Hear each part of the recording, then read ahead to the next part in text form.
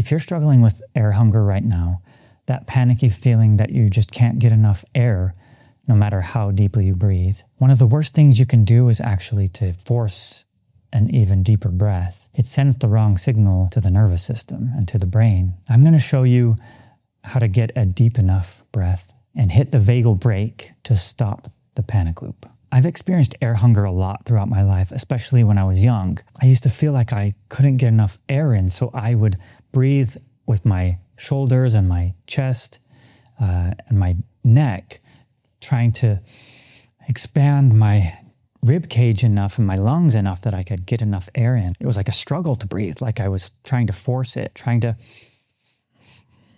pull in as much air as I could, and my back would tighten and everything was just tensing up. It would start to spiral. I would breathe in and I couldn't get enough air and feel more panicked. And so I breathe in even more and my breathing would become more urgent and more panicked and more stressed. See, how we breathe matters. If we breathe like we are in danger, it sends a signal to the brain that we're in danger, that it needs to keep us in a sympathetic nervous system state, in a fight or flight response. So what we want to do is we want to send the opposite signal. If we breathe like we're safe, it will tell the brain we're safe. In that way, we're putting on the vagal brake, and then we can shift into a parasympathetic nervous system. What I want you to do is pay attention to how you're breathing or where you're breathing. When I was younger, people used to tell me, you need to breathe with your diaphragm, but I didn't know what that meant.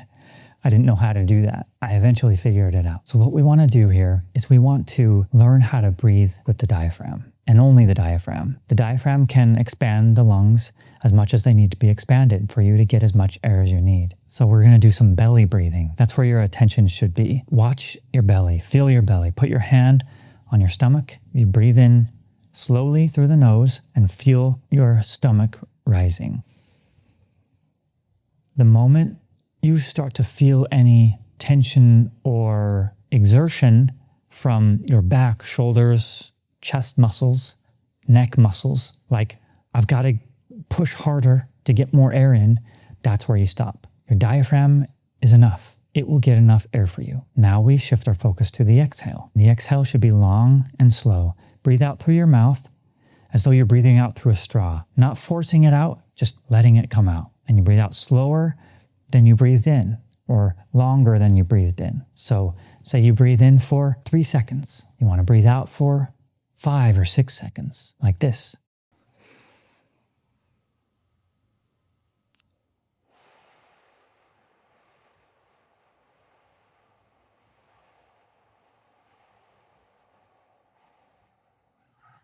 As you breathe out slowly, this sends a message, a signal, through the vagus nerve to the brain, telling the brain that we're safe. We can breathe slowly because we're safe, and the brain will start to put the brakes on the sympathetic nervous system. You do this over and over again.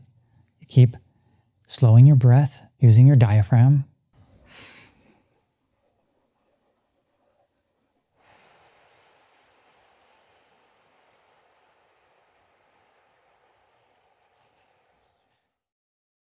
Slowing that exhale. You can close your eyes if you need to. You should feel the tension start to ease. That feeling of I can't get enough air in, that feeling of air hunger should ease. If it doesn't, it's okay. This is a skill you have to develop. After you've practiced a slower exhale a couple of times, what I want you to do is now find the anxiety in your body. There will always be some physical tension in some muscles in your body. For me, usually it's in my shoulders and my neck.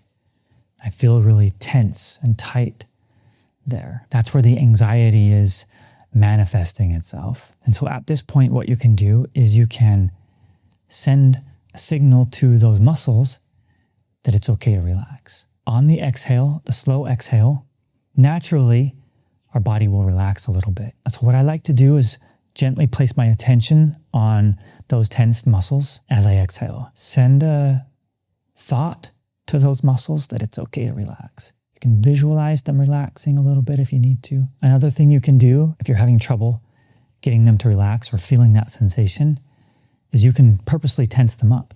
If you feel some tension in your shoulders or your neck, You can tense it up on purpose. And then on the exhale,